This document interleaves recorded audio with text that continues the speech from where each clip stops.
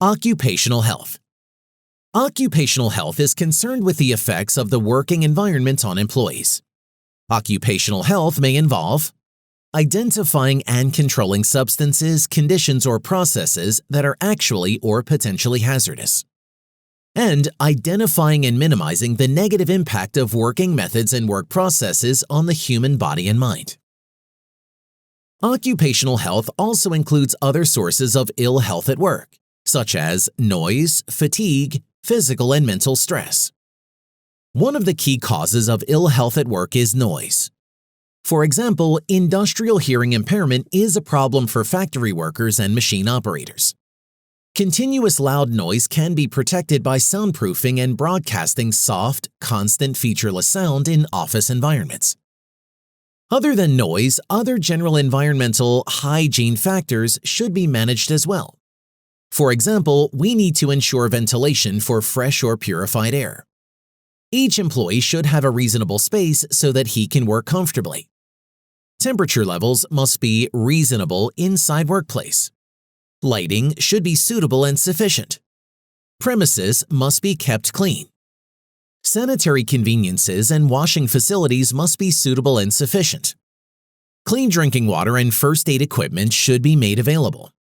Ideally, there should be appropriate rest facilities and dining areas. Hazardous substances and work-related diseases cause ill health. At workplace, warning signs and labels should be in place to identify toxic or hazardous chemicals and substances. Employees should be trained in handling and storing substances.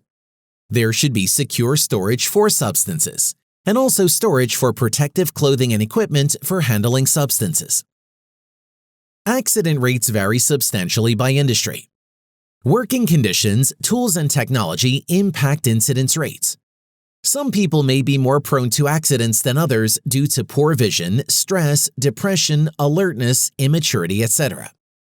Accident proneness is also related to the working patterns, responsibility, and safety awareness of individual employees. Many accidents could be avoided by the simple application of common sense. Safety measures should be enforced within the organization through a widely accepted and well-published safety policy. The prevention of accidents requires integrated HR-led policies and practices, attention to workplace design, communication of health and safety rules, and occupational health and safety training. We need to take some important steps to reduce the frequency and severity of accidents. We need to develop safety awareness among employees. We need to develop effective consultative participation between management, workers, and trade unions so that health and safety rules are accepted and followed. We need to provide training in safety measures whenever working methods or operations change. We need to minimize materials handling as far as possible in order to ensure healthy and safe working environment. We need to ensure even temporary equipment which are used in production facilities should not compromise safety standards. We need to carry out regular safety inspections. We need to comply with safety laws and industry codes of practice. Finally, ergonomics can help us improve occupational health and safety. Ergonomics is the scientific study of the relationship between people and working environment. Ergonomics supports the design of machines and working conditions which are best suited to the capacities and health requirements of the human body. For example, in hospitals, switches are placed according to chair height and arm reach measurements. In the same way, within the organization, furniture and factory layout can be designed so that the individual expends minimal energy and experiences minimal physical strain in any given task. In addition to physical aspects of work environments, ergonomics also embraces a whole range of psychological factors that affect people at work.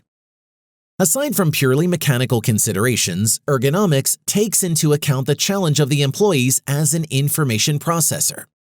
For example, perceptual limitations of the employees need to be measured so that organizations do not make unreasonable demands on the worker's attention span or capacity to absorb information.